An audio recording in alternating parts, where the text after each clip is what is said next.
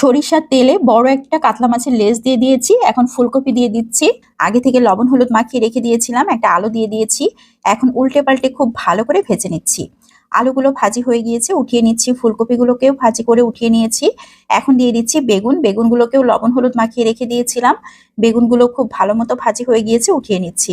এখন দিয়ে দিচ্ছি 2টা পেঁয়াজ, কয়েকটা রসুনের কোয়া আর কাঁচামরিচ।